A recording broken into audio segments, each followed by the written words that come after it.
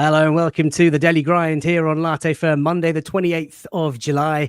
And what a glorious start to the week it has been, because it has been hype about Max Dowman after yesterday's emphatic cameo appearance against Newcastle. We are here to talk all about Max tonight and the Hale End factory. And of course, we will try and think about what impact Max might have on the team this season. And of course, who might be the next rising star. So buckle in, drop a like on the video, subscribe to the channel if you are new. And I'm delighted to be joined by Will Balsam, formerly of Hale End Productions. Will, welcome to the firm. How are you, my man? I am fantastic. As you said, an exciting Monday. The joy of Max Dowman is spreading all over the internet. It is indeed. It's been a really, really great 24 hours for obviously Max and Arsenal and everyone involved in Max's life. Now, there are a few fans like yourself who have had interest in Arsenal youngsters for a long time. Tell us about your association with, I guess, the club, but also your interest in some of the academy stuff that we're doing. Definitely. I've just always been an Arsenal fan my whole life and a sport fan. And obviously, as you can tell from my accent, I'm from the other side of the pond. And the way academy football is so different than the way we do sport here, and fascinated me and got super interested in it when I was a teenager or so. And then COVID struck and there was some extra time on my hands, and I couldn't be happier that it's allowed me to connect with fans similar to myself, people at the club, scouts, and everything in between. And just, it's a lot of fun to watch people pursue their dream, honestly. It is. And Arsenal and what Per Mertesacker and Jack Wilshere, of course, was involved, have been doing with the academy is nothing but exciting. We have a long, rich history, Will, of producing outstanding talent. And of course, the latest name is that of Max Dowman, as I just bring up the slides. Can I just get your first thoughts? I mean, obviously, he's burst onto the scene yesterday. The world seems to be talking about him. A new star is born. But what do you make of Max Dowman? Why all the hype? I mean, I'll just put it this way. I couldn't be any less surprised at how he's played in these first two cameos for the first team. He is just defies all logic in the way that he has risen through the ranks at Hale End, the way he has performed at his age in every age group he's played in, the way that everybody I've spoken to talks about him as a person, but also as a player. This is somebody just different than the rest of us humans, and they come along in sport every once in a while, and man, is it nice that he's an Arsenal player. It is nice that he's an Arsenal player. In terms of playing quality, playing style, Will, how would you describe his best sort of traits? I mean, we'll talk about his cameo appearance shortly, but, you know, what sort of position do you think he's going to thrive in? How do you think he might sort of break into the team at Arsenal? Definitely. I think, like, when we talk about players, we want to give them positions, but Max isn't one of those players to me. I think there's going to be a lot of talk, and I'm sure we'll get to it, about what this season will bring for Max Dowman. How will he break into the Arsenal team? Will he play at right wing? Will he play as a number 10? The truth of the matter is that this is a player who wants to be all over the pitch, and there's nothing that's going to stop him. That's what makes him so good. His freedom, his intelligence without the ball, his ability to move into the right spaces where he can receive and immediately become a threat on goal, whether he's receiving in his own third or in the final third. He's just kind of an everything footballer, and you mix that with the power and genius of his left foot, but also his right foot, and it makes him nearly impossible to stop. It does indeed. There's a lot of people excited in the chat, people describing him to so many players of the past. Santi Cazorla with pace, Kaka, I've seen in the shouts. I mean, look, it's ridiculous because he is just a schoolboy. You know, I saw that he was born in 2009. His school in England, of course, we have, you know, year 7 through to year 11 at secondary school. He's a year 10 schoolboy who's yet to do his GCSEs in this country. I mean, it's frankly absurd that he is playing with the Arsenal men's team. Of course, it's been quite a I guess, baptism of fire for his career, because it was only last season that he was shifted into the sort of under 18s. And in the last 7 games of that season, he scored 14 goals and having 3 assists. And then, of course, about 6 months into last season, started training with the men's team. I mean, the rise has been rapid, but those, of course, are linked with Arsenal will know that he's been the hottest talent on our books. Certainly. I mean, as you mentioned, he just seemingly playing above his age group forever, making his under 18s debut at 13 years old. And I'll just say, in that debut, he was one of the best players on the pitch as well. So it's not like it was a slow burn at any point for him, no matter what age group you've thrown him in. It is. It's frankly absurd. Some of the sort of records that he's broken with his age and how quickly he's broken into teams and goal scoring stuff we'll come on to in just a second. By the way, there's been a lovely super chat here from Paz of the Cat, who is a Patreon member. He says he missed the number 14 stream live. That was the Victor Gyökeres one that will live long in my memory. That was a crazy frenzy of super chats, a very wholesome and emotional show. And he says he's joining in now. Paz of the Cat, thank you so much for your very kind donation to the channel. I really appreciate it. Let's cast our minds back to the weekend. Of course, Max coming on as a substitute, had about half an hour to play. Let's talk about what he did. I mean, my observations, Will, is that this kid obviously is supremely talented, but the key takeaways for me were that he plays with a confidence, borderline sort of arrogance, that he feels he is ready for this level. Now, bear in mind the level of opposition. Newcastle United, there's been a needle between the two teams in the past. Physically, Newcastle have given as good as they've gotten against Arsenal in previous sort of fixtures. And it's never really an easy ride. It's never really a pain-free ride. So for Max to come in as a 15-year-old to play with Newcastle, who we know are big, experienced, burly men, to kind of describe it as best, he comes on and he demonstrates physical traits like his driving ability and his agility and nimbleness and his confidence to kind of slalom through defenders, his technical quality, the way that he manipulates the ball, running at speed, his balance. He looks so two-footed. I know he liked to drift out onto that right-hand side, but he cut inside on his left foot, right foot, delicate touches, and he just loves to drive with the ball. I mean, would you say those are some of his strengths in terms of playing style? What did you make of his appearance yesterday?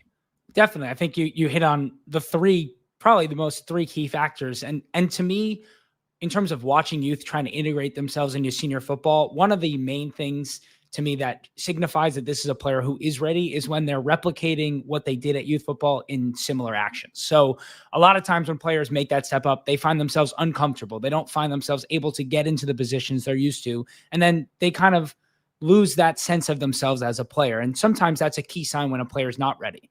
When Max came in yesterday, that driving run, the one that didn't result in a penalty, but the one that resulted in him releasing that shot from just outside the box, I'm sure you remember the goalkeeper parried it to his right, was exactly carbon copy of a run that turned into a goal in that stretch you mentioned where he had 14 goals in the last 7 games of the under-18 season.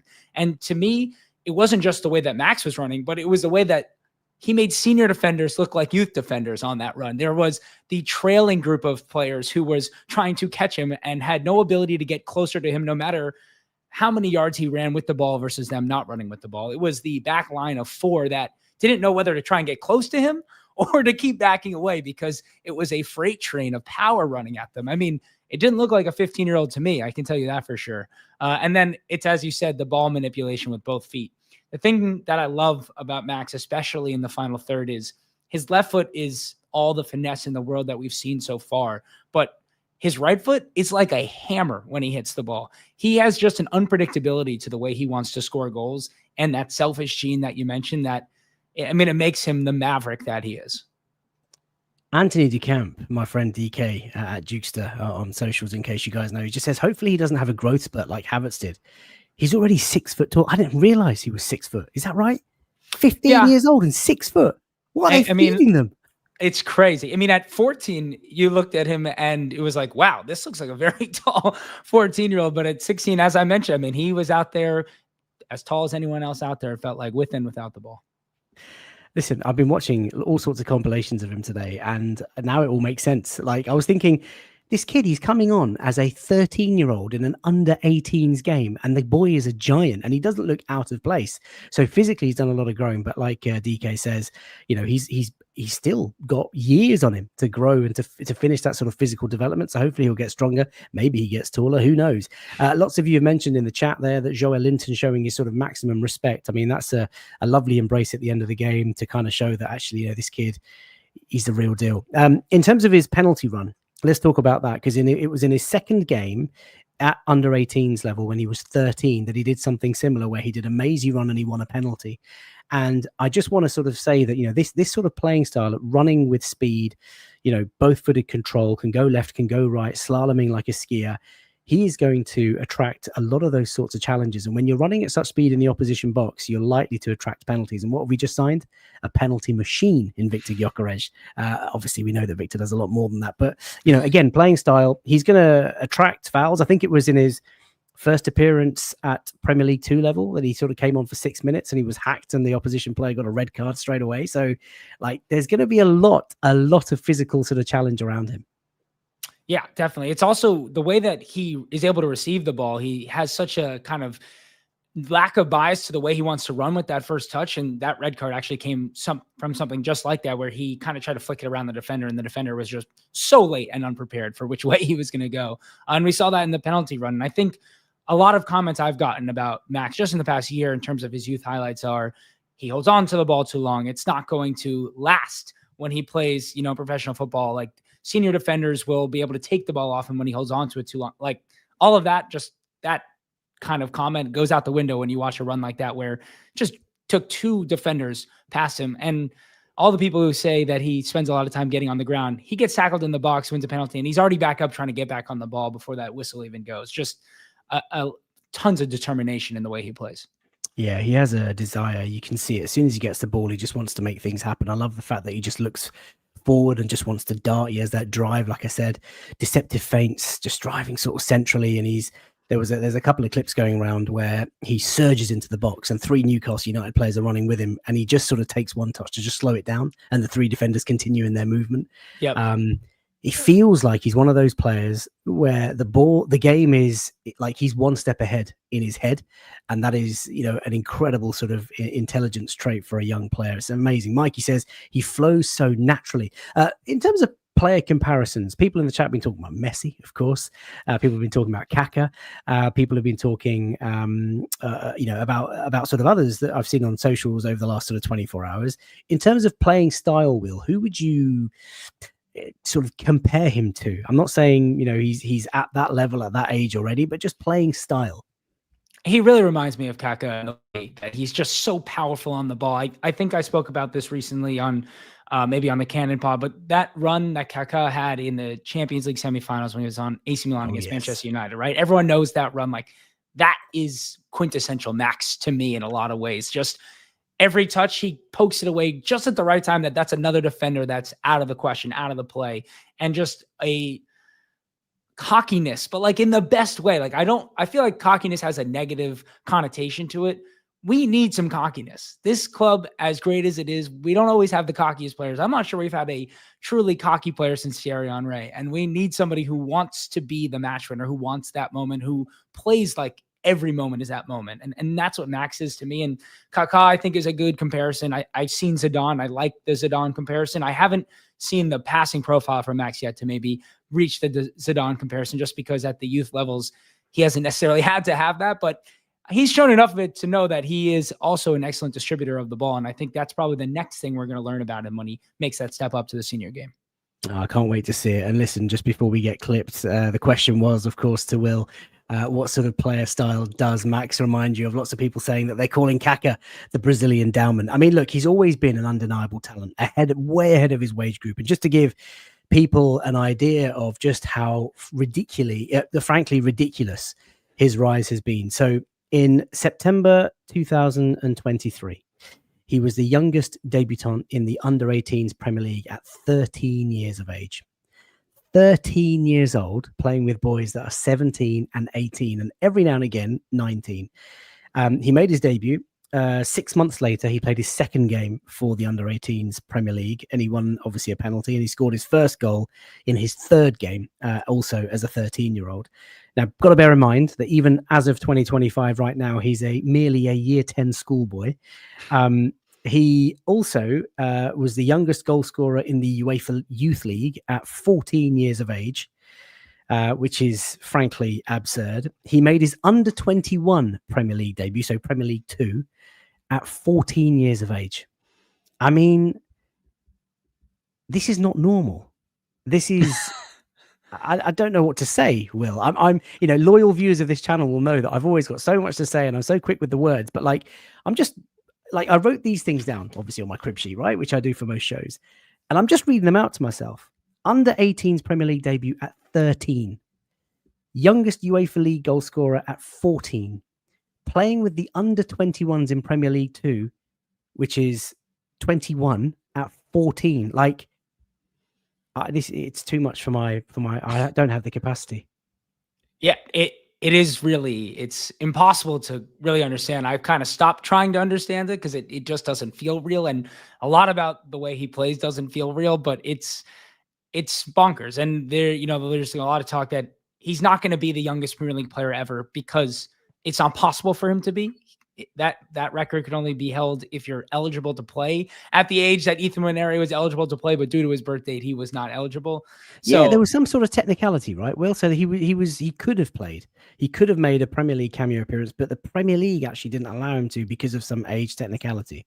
You're not technically able to be a part of a Premier League squad if it's not a season in which you're turning 16 in. Right. Arsenal, there was talk that Arsenal asked the Premier League to amend that rule for this year for special reasons. I think we all saw the special reasons the last couple of days, but they did not amend that. So he is not eligible to be a younger debutant than Ethan Nwaneri, but he could be the youngest starter in Premier League history. So there's still a chance at that. That will be interesting. Lowry, welcome to the show, says there's a Saka backup that we all wanted. Kimo FC, the main man when it comes to comp, says Kaka determination and running with the ball, very similar, but he's also got the pauser. That's a great word.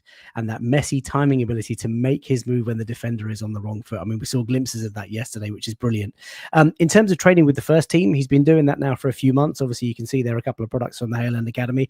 Declan Rice, apparently his unofficial mentor, has really taken him under the wings. And Mikel Arteta, I think, has spoken about Max Dowman in a couple of press conferences this summer, saying that when you see someone doing the things that he does from a distance, you'd never guess that he was just 15 years of age.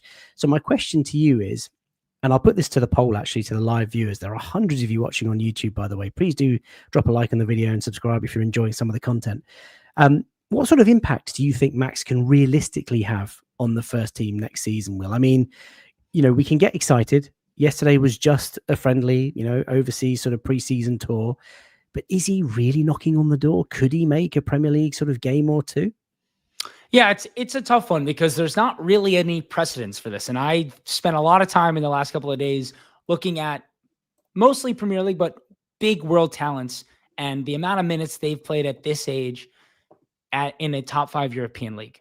There really isn't a lot of precedence for it. Like, even if you want to just look at last year, like Ethan Nwaneri's breakout season, he played 1,400 minutes total throughout the season. Miles played 2,300 minutes. Like, even Lamine Yamal, his big breakout season, yeah, he played 3,000 minutes, but he was 1 year older than Max Dowman is now. Like, if you were even to go back to Wayne Rooney or Wilshere, those players, like, they didn't play any minutes at this age. Like, there aren't really any precedence for somebody of this age playing. So I believe, yes, Max is going to be given a real chance here to make that impact, but I think they're also going to be extraordinarily careful with him because they need to be. As you mentioned, this is a 15-year-old kid. And, should he start to lose any of the identity of the way he likes to play, that's not the right position to put him in to just keep hammering him out there, right? I think you're more likely going to see him come back from this preseason tour, spend the time with the under-21s, be the star man of the under-21s. He only has made a couple or one under-21 appearance. Like, it's very unlikely he's going to go from the under-18s directly into the first team squad every single week. We're going to see him play for the under-21s. But listen, I think that there's a good chance he gets around 1,000 minutes this season should he continue to play the way he's playing. And that would be one of the most incredible feats of a player this age. Yeah, I think there's a chance he could get between 700 and 1,000 minutes of the first team. I'm not saying I think that is what will happen, but I would cap it at that for sure. Wow. I mean, that would be, like you say, unprecedented. I can't remember. I mean, Cesc broke through. Obviously, Arsene Wenger using Cesc Fabregas from the age of 15. I think that was a special sort of rise. I don't know how many minutes he played in his first game. It'd be interesting in his first season, so it'd be interesting to compare. I think what I saw yesterday, and again, it was just a 30-minute sort of cameo. The guy is fearless. I think Mikey B400, who's a loyal viewer, just shouted out the word confidence.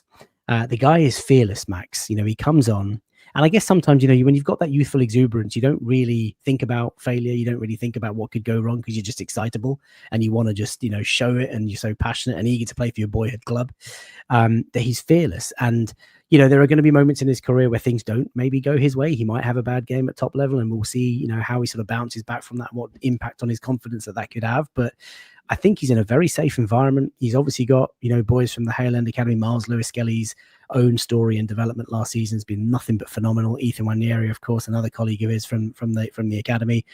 And Arsenal will be sensible with him. And from what we saw yesterday, like this, he could be genuinely an option from the bench because the impetus that he brings, the drive and the determination, the way he sort of just ups that tempo, a bit like Ethan Wanieri when he first started playing Premier League games this season.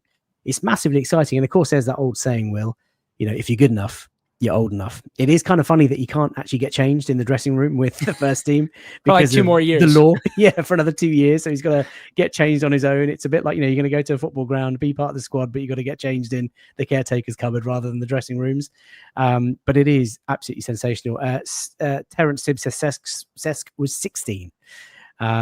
He played about 300 minutes, I believe, in that season that he was 16. So wow. Yeah. Well, I've just put a poll out to the live viewers, so let's get their thoughts on this. So the question was, Will, while you were talking, how many appearances do the viewers think Max Dowman will make in the season next season across all competitions?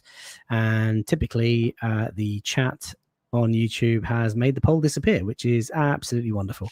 The options were 1 to 3 games, 4 to 7 games, 8 to 11 games, or 12 plus. And the results have just come through. 39% of our viewers think he will play between 4 and 7 games across all competitions. That's not a bad return for a 15-year-old kid who hasn't done his GCSEs. 8 to 11 was 32% of the votes, and 16% of you, wow, think that he's going to play more than 12 times in all competitions next season. So look, I just want to manage expectations. He is just a boy. Hopefully he will get his chance and be part of the squad. But I think that is wishful thinking.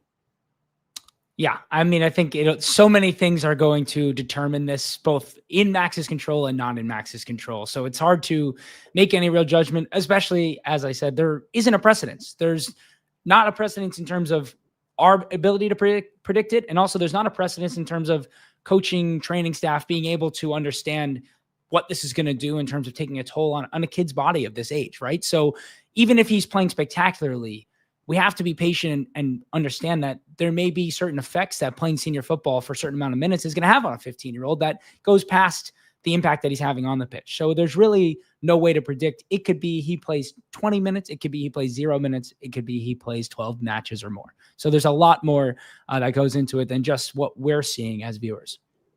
Arteta obviously believes in him, as does Hamid. He says Dowman runs faster with the ball than without it. Unbelievable talent. Here's a question for you, Will. Mike Jones says, who is he going to take minutes from, though? So when he comes on, or if he were to start, who are we dropping from our first 11 to make space for him? It's an excellent question. I mean, I don't think at this age we're looking at him dropping anybody from our first 11, especially since, to me, his long-term position is really through the middle. He's not a winger. We're like bucketing him into positions isn't really the right answer. Like, to me, him and Saka long-term could very well play together super well. There's even a world that we can see Max, Ethan, and Saka on the pitch together. That is a possible solution to what is a very good problem to have. In this current season, what's going to happen? I don't know. Look at what happened last year. All of a sudden, we could have used Max Dowman potentially when a couple of injuries came by. So right now, I'm not going to say this 15-year-old is going to knock X player out of our starting 11, but his versatility and, to me, his ability to really be a low block killer, which is probably one of the most exciting parts about him, and his willingness to pop up in different spaces. Yeah, you're chasing a game. I know it's crazy to sound like we're going to bring a 15-year-old on, but he's somebody who you can add to a formational tactical setup where you don't actually have to take anyone out of the attack. He can find his own space and make his own mark. Well, to reiterate, when you make your debuts at under 18s level at 13, when you make your debut at under 21 level at 14, it would not surprise me, Will, to see him make his Premier League debut at 16. I mean, the kid is absolutely insane. There are other academy prospects that we just need to talk about before we talk about the Hale End factory and how it's not always a fairy tale. So stick around for that, viewers. Josh Nichols, part of the first team squad that is out on tour, that was out in tour in Singapore, now heading to Hong Kong. And of course, Marley Salmon, another 6-foot+ giant at just 15 years of age. I mean, are these two the other two to watch from the academy this year, Will?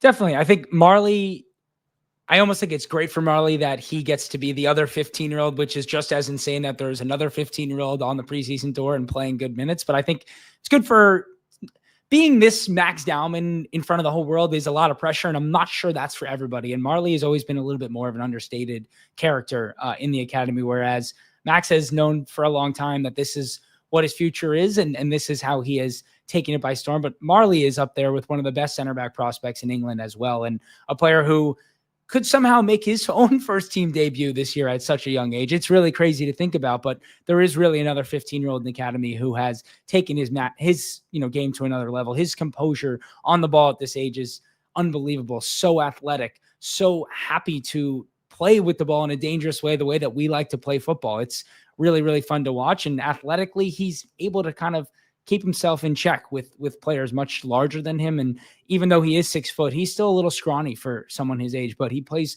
so upright as a defender. It really does look like a mini Saliba when he's out there. As far as Josh Nichols goes, I really like Josh Nichols' development and how he's kind of rose onto the scene here for Arsenal over the last couple of years. To me, a loan move for him makes the most sense. He's definitely ready for senior football, but I'm not sure at his size, at this age, he's really capable of playing at the highest levels. But he's shown that he's not scared, even though he looks a lot smaller than everybody else out there. He's obviously so different than Marley and Max, where at 15, they're 6 feet tall and look like, they could belong out there. But Josh himself is a very good player and has really grown as a fullback, both on the ball and defensively. And I think they're lining up a loan move for him for this season once he will sign a 1-year contract extension. I mean, it's the normal thing to do, right? To give these players some exposure at the youth levels and then give them out a loan before they even enter the first team. So the fact that we're talking about Max Dowman as a potential first team of this season seems wild. And just on Marley Salmon, I talked about moments of adversity and how they're going to be a real test of character. Of course, missed the penalty in the shootout against AC Milan. I know it's just a friendly, but it's a big moment, big occasion for a 15-year-old boy. I wonder what toll that'll have on his sort of mental capacity to try and sort of bounce back and take that in his stride. Now, Hale End have been doing some amazing things since the day of Arsene Wenger. You remember that famous quote at Arsenal, "We don't buy superstars, we make them." But it doesn't always end in a fairy tale. Sometimes players move on to play for smaller clubs. I mean, Amari Hutchinson to Chelsea and now to Ipswich. And of course, we've got Chido Obi and Aidan Heaven, who both play for Manchester United. Do you know sort of what went wrong with these guys? Was it just a case of contract disagreements? And how do you think they might fare in the future? It's funny. All three of them actually quite different things that happened to them. Amari Hutchinson, of the three, is the one to me who most left for the money. His agent drove this move to Chelsea for the money, and he actually is one of the few who have left Arsenal that I don't think we mismanaged. I think we've made many mistakes in the last 5 years mismanaging our talents, the way we handle their contracts, their loan spells, their development, and it's something that absolutely needs to be worked on and is being worked on behind the scenes. And this is going to be a big year, kind of under the radar, I think, for a lot of people in the way that we restructure both the way we're scouting for our academy and treating our talents. But Hutchinson was one where it was agent driven, and it's worked out for him in the long term. But if many remember, the first couple of years weren't so great. He was at Chelsea, not really playing, was out on loan, not really playing, did find a home at Ipswich, and he's a very talented player, but one that I don't think Arsenal could have done much about. Chido, man, he just didn't feel that the pathway was here for him. This was a pathway move for Chido Obi. He felt that he had a better chance at playing faster for Manchester United than he did for Arsenal, which probably was true. He made his first team debut last year for Manchester United. And yes, we had plenty of injuries last year, but I feel fairly certain that Chido Obi was not going to be starting for Arsenal at striker in the midst of trying to vie for a Premier League and a Champions League. I don't think that was a likely result of next year for Chido Obi. And long term, we'll see if that was the right move for him. But listen, he's a United fan as well. Sorry to interrupt there, Will, but I was about to say the same thing. He's a United fan, isn't he? Of these players, especially, of the players who have left Arsenal, he was not a Hale Ender. He came to us at 14, 15 years old and was only here for a couple of years. And so there's a different attachment to an academy when you're Chido Obi versus a Max Dowman or an Ethan or a Miles, who have been at Arsenal since they were under 8 years old and are Arsenal through and through. And they honestly feel like they owe the club everything that they have. And so they have a different feeling towards staying when these, contracts come. And, we've seen it with Ethan now twice where, the media kind of tries to push this, that he's trying to leave. And that's just not true. Behind the scenes, that's not what's happening. This is a player who wants to play for Arsenal, and Max the same way, as we saw Max's dad tweet about just a couple weeks ago to quiet the noise around the potential of Max. What was it? Arsenal are our club. You know that. It's a lovely tweet. Lovely tweet, Mr. Dowman. Yeah, he's a top man, Mr. Dowman. Definitely one who loves the club and is excited about his son's rise. And Aiden Heaven, is that another young sort of prospect that we'll miss? Because from what I see, I think he's had a bigger and better impact at United than certainly Chido Obi so far. It definitely feels like this is the one of these three that we mismanaged the most. Heaven was a central midfielder for most of his youth time, and it was one that, similar to what happened with Miguel Aziz, Per Mertesacker and the group decided that his development might be better off in a different position, at the very least, to help him learn certain traits of the game that could then make him a better player when he moved back to his preferred position. And when contract talks came, Heaven basically made it clear that he didn't want to stay. He didn't like the way his development was handled. It wasn't a money thing or a number of years on a contract. It was just he didn't feel it was best for his development. And so that happens sometimes. It's unfortunate that Arsenal have had this problem a few times, but he's the one that feels certainly most like Arsenal didn't handle correctly. And what is he? He's a right-sided centre-back, right-back, right? So other side, more left-sided. Is he left-sided? Sorry, my bad. Yeah, my knowledge, obviously, ladies and gents, boys and girls, is terrible of young players. But when you look at the defensive options that Mikel Arteta is sort of bolstering our squad with, you've got Miles Lewis-Skelly, you've got Ricky Calafiori, you've obviously got Zinchenko, who's still part of the squad. Aiden Heaven's not getting a look in. And even if he was right-sided, you've got Ben White and Jurriën Timber, two of the best right-backs in the game, both at our club. Again, not getting a look in. And of course, Takahiro Tomiyasu, who now we've obviously let leave, but at the time he was also at the club, albeit on the hospital bed. So look, there we are. By the way, can I just read out a message from Kirill Guussef? Hopefully I've not butchered your name. First of all, thank you, Kirill, for again a very generous donation to the channel. I really appreciate it. It says, "Hi FKI, I'm finally live. I really enjoy your content. Do you think we will be safe now? Finally, coming season to fill in injuries." I think, Kirill, we are building a squad, as you can see. We've had 6 transfer additions this window, potentially one more in Eberechi Eze. That will be fantastic. And again, another link, Will, to the Arsenal Academy there. He was a proper Arsenal boy, but it sadly didn't work out for him. There's an unfinished story to be written there. But Kirill, I think we are really addressing so many of our needs this season, this summer. The only issue, the only sort of challenge and reservation that I have is that the current champions seem like they're about to do a bit of a madness with Alex Isak, but we'll have plenty of time to discuss that. Will, it's been fascinating tonight. I really appreciate you coming on and joining me. I mean, look, we all saw what happened yesterday against Newcastle. Max Dowman bursting onto the pitch, quite literally, and doing absolute magic. And like I say, for those of you that have just joined us in the last few minutes, this is a kid who played for the under-18s at 13 years of age, who played for the under-21s at 14 years of age, who will no doubt play in the Premier League at 16 years of age. I mean, what a talent we have on our hands. There we are. If anybody wants to follow Will, he is available at Will Balsam. Will, tell us about your podcast. Definitely. Mostly covering our academy players who go on loan, just giving you the updates on how they're playing, where they're fitting in tactically, the good, the bad. Last year, didn't really have any. So hopefully we'll be back at it this year as we're trying to revamp our loan system, but definitely going to be covering our youth academy much closer this year as well on YouTube and TikTok. So make sure to follow me there at Hale End Productions and on Twitter at Will Balsam. And if you ever have a question or whatever, my DMs are always open. So happy to chat to anyone who's interested. Thank you for that. I really appreciate it. By the way, a couple of really nice messages of thanks. Paul James says, "Sorry, arrived late. Been at my daughter's graduation in Nottingham." Very many congratulations to you, Paul, and to your family. That is a fantastic achievement. I know you'll be a very proud dad. Enjoy the celebrations and best wishes to your daughter for the remainder of her career. Andy says, Will has been a fantastic guest. Great show again. Thank you so much. If you are enjoying these daily content shows, please do drop a like on the video, subscribe to the channel. I think we're now just a couple of hundred away from 25,000 subs. We are back tomorrow with Art de Roche of The Athletic. We've got some cracking guests coming up. We've got Adrian Clark, Ask Blog. We've got Sammy Mockbell coming back. We've got Laura Kirk, Haroon Hickman, Rohan Jivan of the Canon Podcast. They are all lined up over the next few days. So keep it Arsenal. Thank you for watching tonight. Enjoy the rest of your evenings. And until tomorrow, it's bye for now.